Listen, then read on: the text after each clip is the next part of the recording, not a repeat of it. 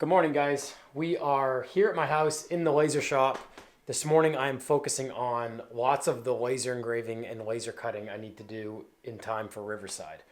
That has everything to do with Ludwig's Garage and Governor's Club hard goods merchandise I'm making for the show, signage, parts for the 700, as well as commission work. So with that being said, there is so much on for the week. I was down here until 2:30 in the morning this morning trying to finish up some laser engraving jobs. What I'm going to be working on today is both merchandise and the signage, hopefully getting to some of the 700 stuff. Going to be working on the Governor's Club motel room keyrings, which I make out of a beautiful African Paduke hardwood. Basically what I started doing a few years ago with this is to emulate the 1970s and 80s motel room keyrings. But aside from being on wood, what I'm doing is I'm making number 1 through 999, and then that's it. They're all done. No two will have the same number. Each one has their own number. We're actually up into the low 300s now. So I'm working on these today, but I'm also going to be working on some cherry hardwood cup coaster sets for Riverside. So I'm doing a Ludwig's Garage Riverside collaboration cup coaster set. So basically these are a 5-piece set. There's 4 coasters and a base stand that they can stand up in. And same deal, after they're engraved and cut, I hand sand them because the laser creates like a burn residue. So I hand sand all of them and then I coat them in a satin polyurethane as well to allow them to be used as actual drink coasters. What I'm also going to be working on today is my BBS Motorsport sign. Basically this sign is made up of 2 3.5-inch BBS Motorsport lips that came off a set of E76s that I had. And those wheels were on my Soviet Lada. When I sold the car, I sold it with the 2.5-inch lips that were on them and kept the remaining lips. So these are a true BBS Motorsport lip, and decided to build a sign to have at the booth out of them. Used the actual BBS hardware to mount it, and I made it double-sided. So one side was back when I first started my podcast. It was called Purpose and Passion before I rebranded it into Ludwig's Podcast. So I made a 2-color acrylic laser engraved, laser cut face for this side, and then obviously one for the Governor's Club on that side. What I'm doing is, since I changed the name of the podcast, I wanted to remake this side of the sign, but I decided to redo both sides of the sign because I want to do this sign out of a brushed gold that engraves black. So it'll pop much more. And in my opinion, it'll emulate BBS Motorsport that much more because it'll have like a gold bronze looking center with the polished lips. So what I did was I took some exhaust pipe and then I fabricated this little cradle mount at the top here and ran the belt over the top and then on the outside of these little crossbars. So when the strap goes up and over the wheel and it gets buckled, it pulls it down to those little crossbars and hugs it to the cradle. And I've actually got a piece of leather that I laser cut that fits down on this cradle that helps protect just the metal to metal mating surfaces against the lip.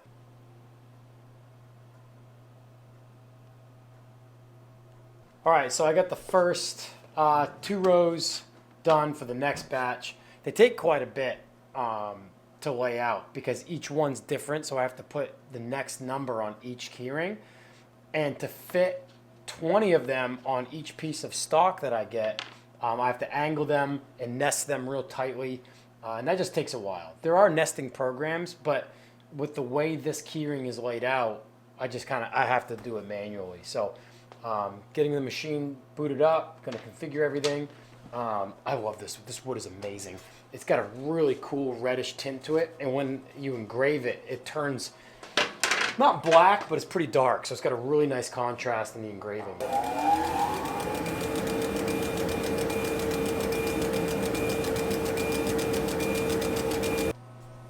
And this is what they look like before they're sanded.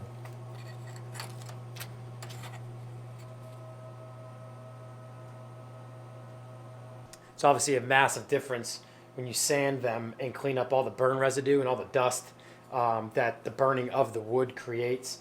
And then when I polyurethane them, it actually darkens the wood down even more and really makes that red really vibrant and really pop.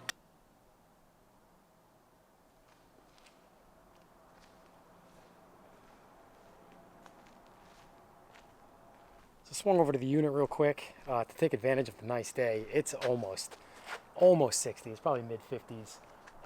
But my van and my Jetta have not been washed like all winter for the most part. So came over here to wash the van and bring my Jetta back, probably wash that real quick, and then get back into the shop and continue on with the laser work. But this thing definitely needed a wash. I baby it. It's from Georgia. It's never seen the snow. It's never seen salt. Every time I drive it on these roads, still got salt everywhere. It just makes me crawl out of my skin.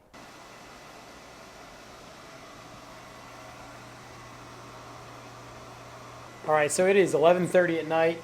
I have all of the motel room keyrings cut and sanded.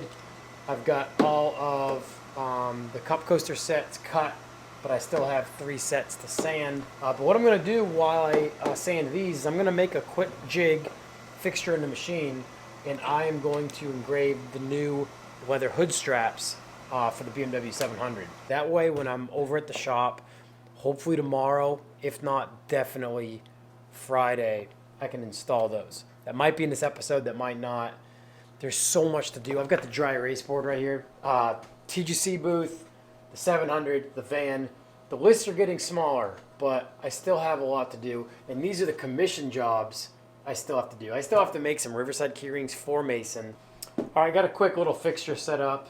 Basically just a straight edge, so the belt will lay in the machine flat, and then I configured the laser head over my marking center on the leather strap.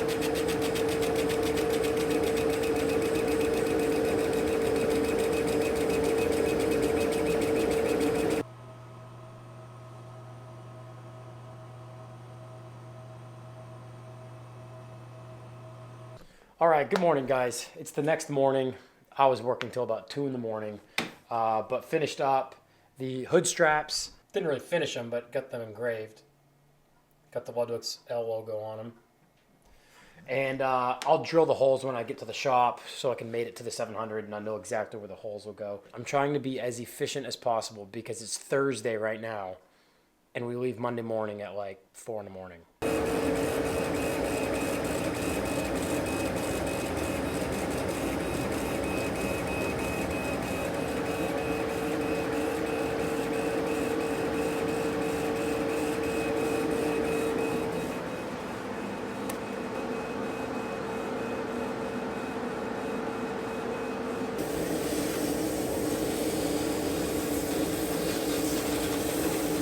Just finished up probably all the magnets that I'll take to Riverside.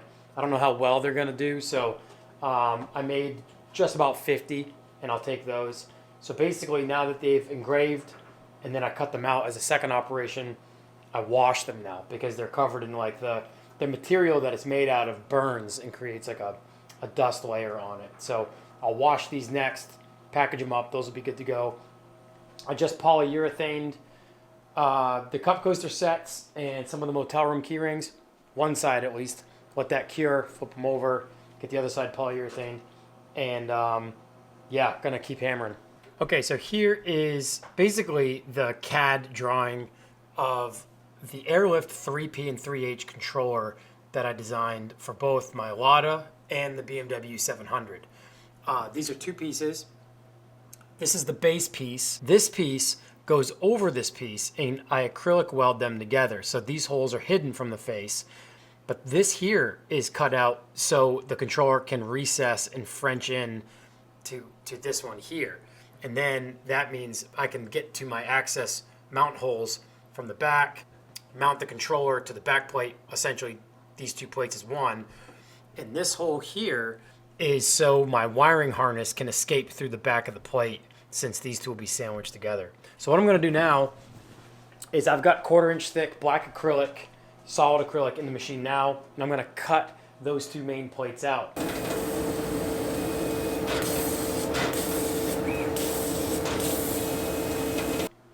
back piece here, and then that'll be top piece.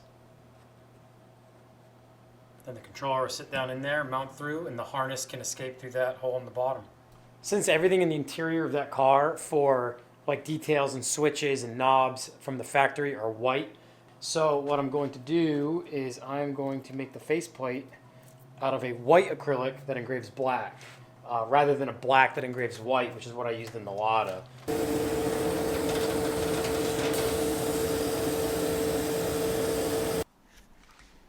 All right, here at the shop space, bought a new battery for the 700, so I'm gonna get that in.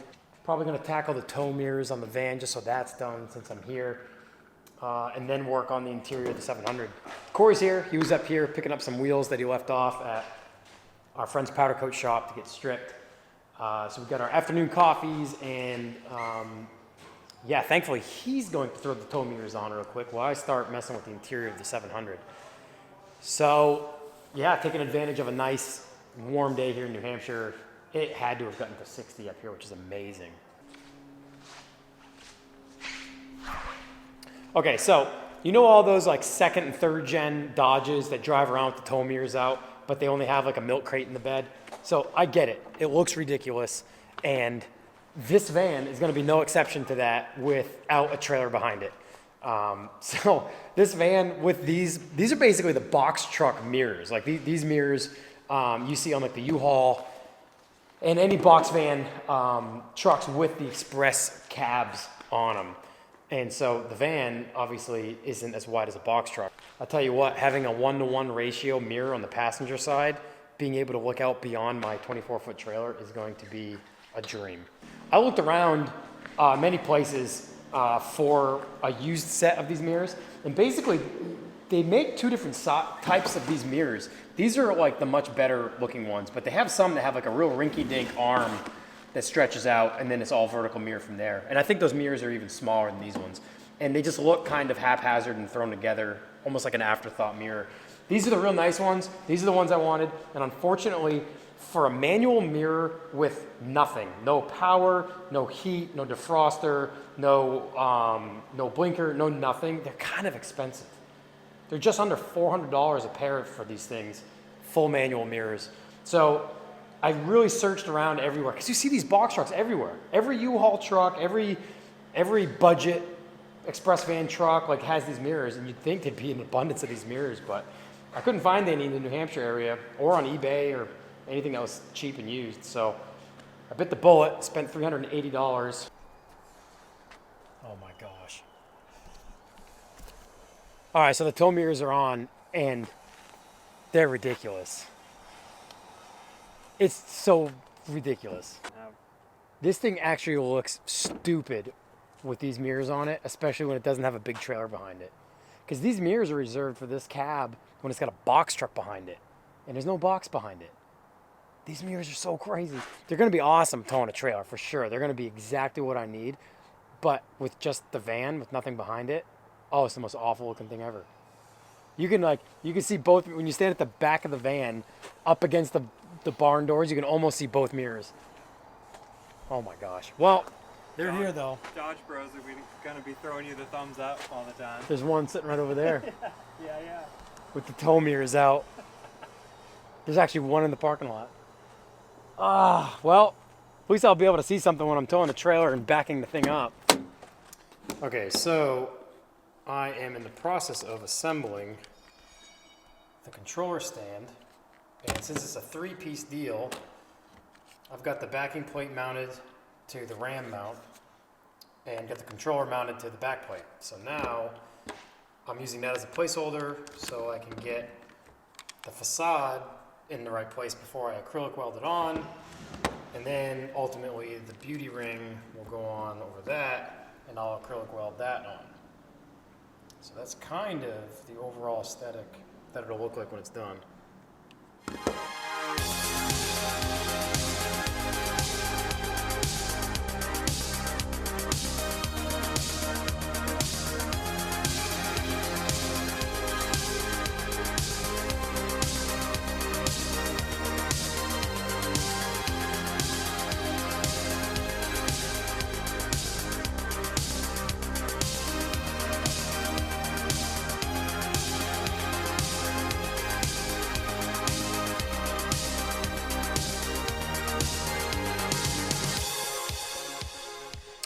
Okay, so I've gotten quite a bit done. I didn't film most of bending the rod and the stand and all that. I'm working against the daylight and I still want to get some stuff done outside. So I'm kind of tightening everything up now before I reassemble everything inside the car. But here's what the mount looks like from the passenger side.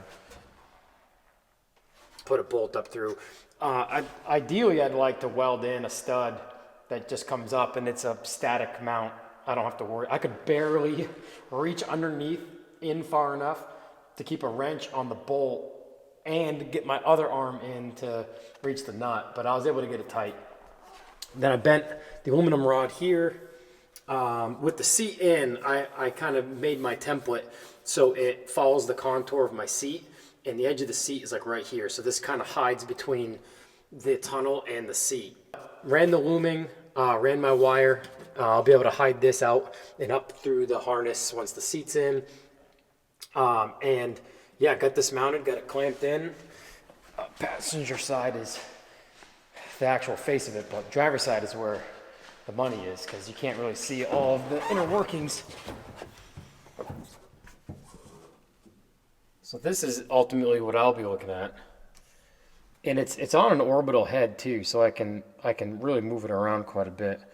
I don't have the top tight yet, but yeah, I can really kind of move it around to wherever I like it.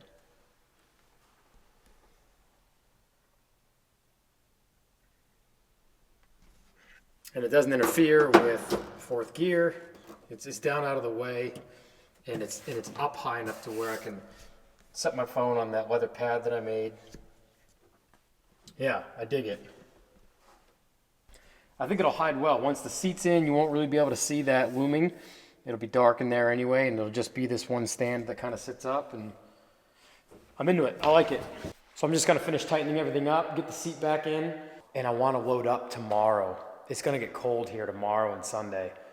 It's Friday as I'm coming to you now, so there's 2 days left. 1 day basically. I wanna be able to have this thing loaded up and all ready to go by Sunday.